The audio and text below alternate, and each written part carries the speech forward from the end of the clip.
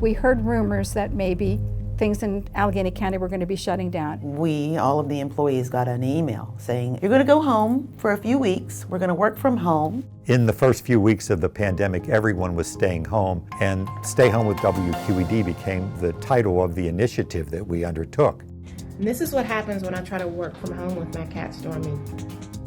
We shared with the audience our homes, our pets, how we were cooking. In a mixer, add 2 cups of flour, yeast.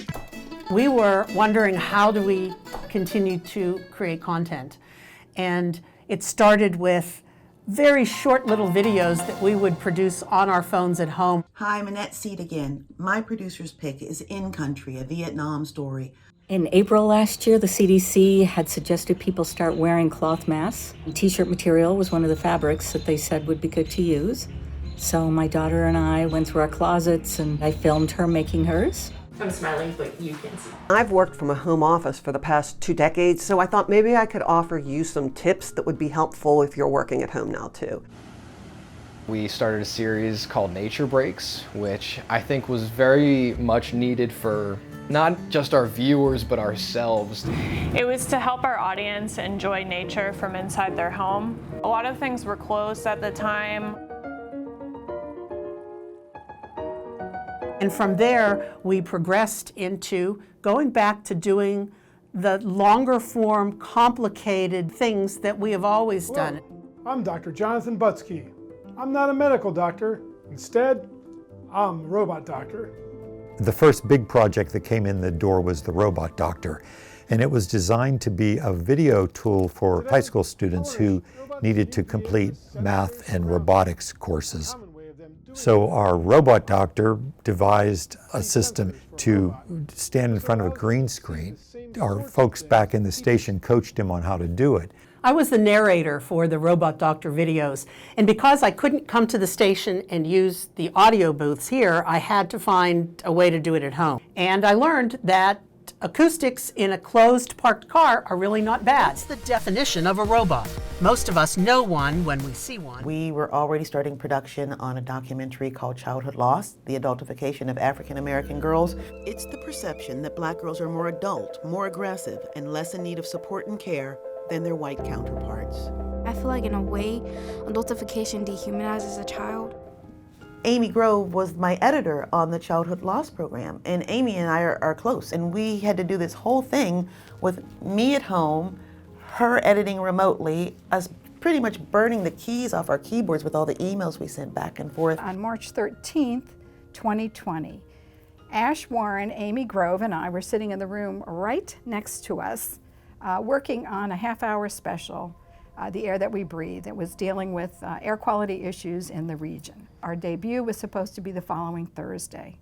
That week, we got word that things might be shutting down, and cut it down with the help of David to a 10-minute production. And we knew we'd come back to it sometime in the future. So we kind of brainstormed for a little while and then decided that we would sort of incorporate different types of interviews. So we did some over Zoom, or I would film interviews with people in open air situations, and you'd have to be really far apart, and we would, have boom poles for microphones sticking way out. One of my favorite opportunities over the past few months has been working on The Air That We Breathe Part 2. I learned so much about Pittsburgh's air quality and the trains that are going by right near my house that I had no idea.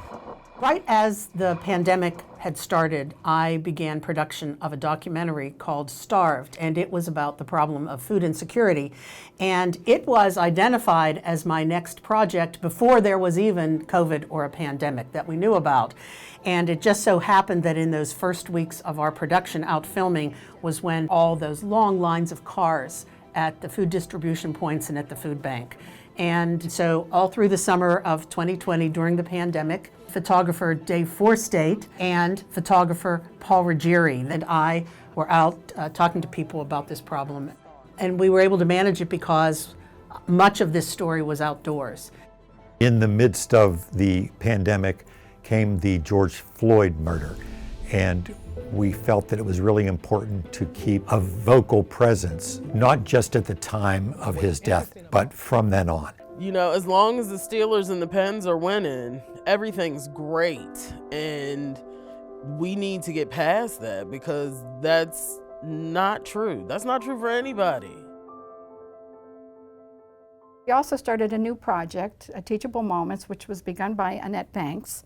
And Aidan McGarvey and I have done 11 of these so far. And this is our teachable moment. It was probably one of the most unique experiences I've ever had at QED, because a lot of it was directing from afar, sort of just talking people through how to film things. These little guys. There were occasions where I decided not to do stories because I felt the risk was too great. I'm in the process of revisiting those stories right now. I feel like one of the most important lessons I've learned during this time is the importance of wearing a mask, because when we're looking through the viewfinder, this is the only way this COVID is going to stop. And the other person is trusting us with their story, they're also trusting us with their health. I think it showed a lot during quarantine that we were still able to collaborate even though we're not in the same space as each other. We did a lot of great shows.